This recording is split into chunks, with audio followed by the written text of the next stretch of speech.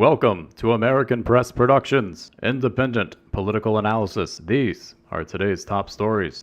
The platforms of 2020 Democratic candidates are beginning to take shape. Sanders and Warren are taking aim at corporations and companies that have a monopoly of their respective markets. Harris and Booker have signaled their support in their usual fashion of backing anything that sounds good, but which often lacks any substance on their parts. Sanders has a knack for pointing out problems in American institutions, but his solutions are so far off the mark they would be comical if they weren't so damaging to the economy. Sanders is currently targeting big banks. Quote, "No financial institution should be so large that its failure would cause catastrophic risk to millions of Americans or to our nation's economic well-being," end quote. There is truth in his critique of the too-big-to-fail model, which cost the American taxpayer, by some estimates, trillions of dollars to save the banking industry in 2008. But Sanders simply wants to break apart any bank worth more than $500 billion. But the cause of the danger to the American economy was not the size of the banks. It was the system they operate under, specifically reserve requirements. Currently, any bank in America worth more than $124.2 million must maintain a reserve of 10% of deposits. This means that for every $1 deposited into these banks, they can then lend out $9. If the lendee then takes those $9 and deposits them into another bank, that bank can then lend out $81.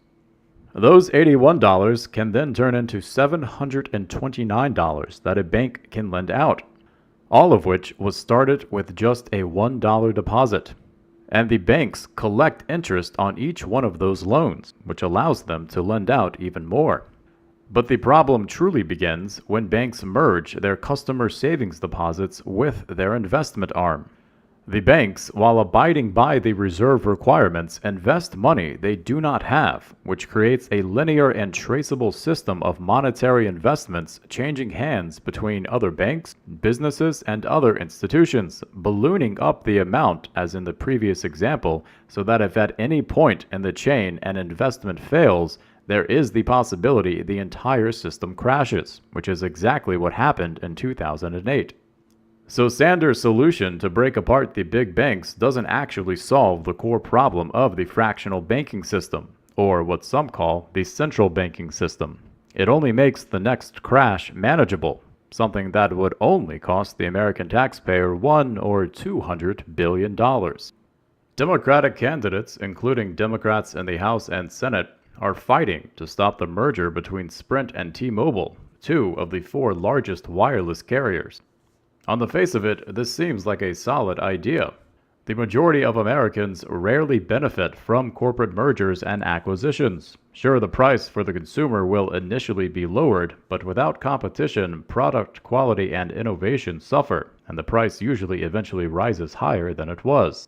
It sounds good until the Democrats give their reason for their opposition. The two companies serve a, quote, disproportionately high percentage of customers in communities of color, end quote. They are only worried about hurting communities of color. The deal is worth $26 billion. A previous merger worth $85 billion between AT&T and Time Warner, which includes CNN under Time Warner, was investigated by the Department of Justice to possibly block the merger. The Democrats' part in this was not to investigate the merger or any attempt to block it, but rather to investigate whether or not President Trump ordered the DOJ to perform the investigation. Chair of the House Judiciary Committee, Democrat Jerry Nadler, called the investigation an attempted political intervention and said, quote, "Any effort to use the antitrust laws to censor, undermine, or retaliate against the press is a threat to the First Amendment and a vibrant democracy." End quote. The Democrats aren't attempting to block the Sprint and T-Mobile merger on any principled, objective basis. This is just more pandering to their base, communities of color, or in other words, non-whites. Perhaps the most worthy idea of the 2020 Democratic candidates is Warren's idea to break up what she calls platform utilities, such as Google, Facebook, and Amazon. These companies have largely become merchants of their users' private data, working their way into becoming seemingly indispensable factors of modern-day life. People feel obliged and cornered into using these services for both their professional and private lives.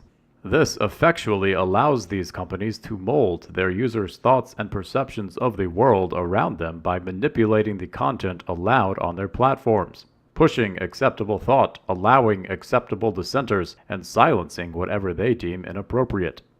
The aforementioned may not be Warren's reasoning, but reducing the power of these platform utilities is in all ways likely a beneficial move for the average person.